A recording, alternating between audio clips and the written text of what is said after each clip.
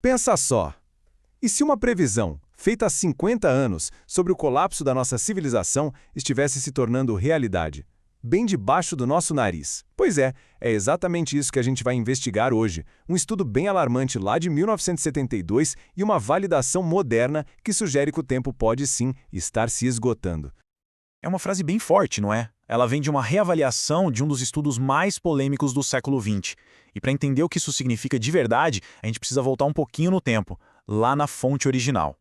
Certo? Então vamos mergulhar nisso. Para sacar o que essa validação de agora quer dizer, primeiro a gente tem que voltar no tempo, lá para o aviso original que, na época, deixou muita gente de cabelo em pé.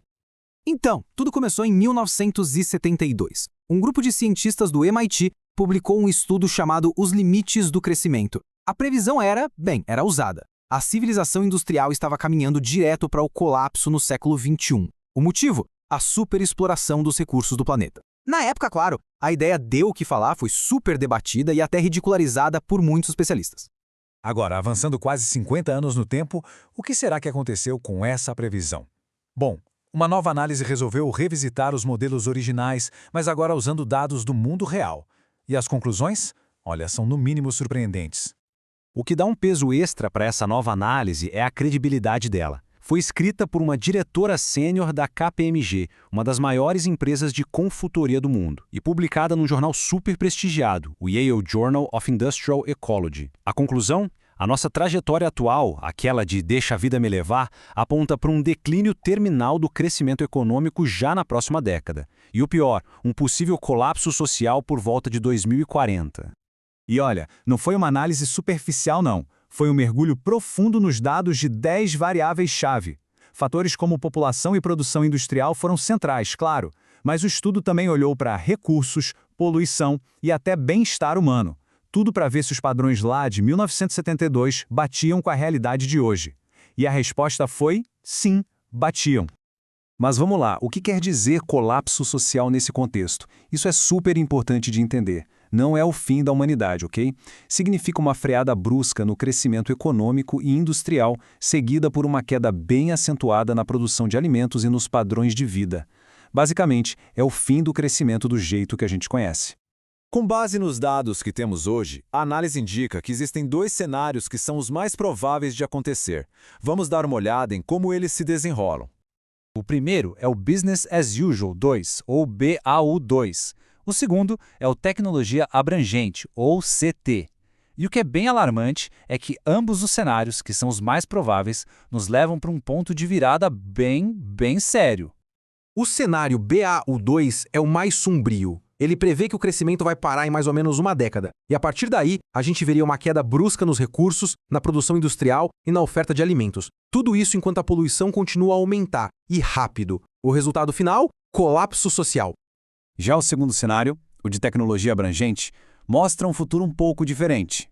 Nele, o crescimento também para na próxima década, mas o declínio é menos severo. A tecnologia ajudaria a controlar melhor a poluição e as quedas na produção e na população seriam mais suaves. Esse caminho evita o colapso total, mas, ainda assim, a gente enfrentaria um declínio bem significativo. Mas por que a gente está indo para esses caminhos? O material original conecta esses modelos a uma análise do nosso sistema econômico. Uma perspectiva citada, de Megan Day, argumenta que o sistema atual é feito para beneficiar continuamente a classe capitalista. E isso é o que impulsiona essa extração de recursos sem fim que nos leva para esses cenários.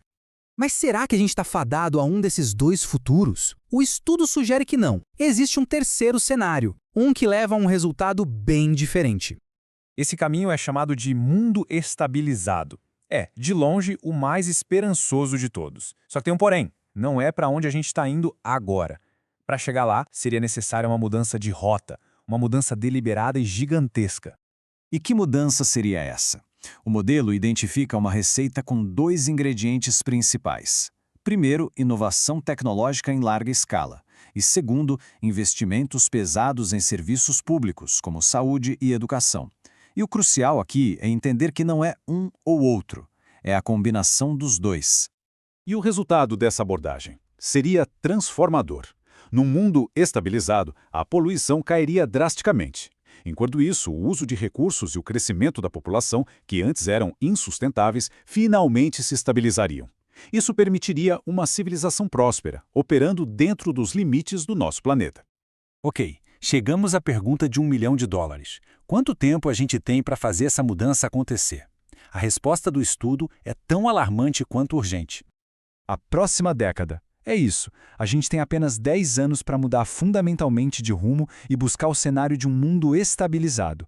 Depois disso, o estudo sugere que as outras trajetórias, haja declínio e colapso, podem acabar se tornando a nossa única realidade. Esse prazo soa familiar? Pois deveria. É incrivelmente parecido com aquele famoso aviso do painel sobre mudanças climáticas da ONU, o IPCC, lá de 2018. E olha, isso não é coincidência.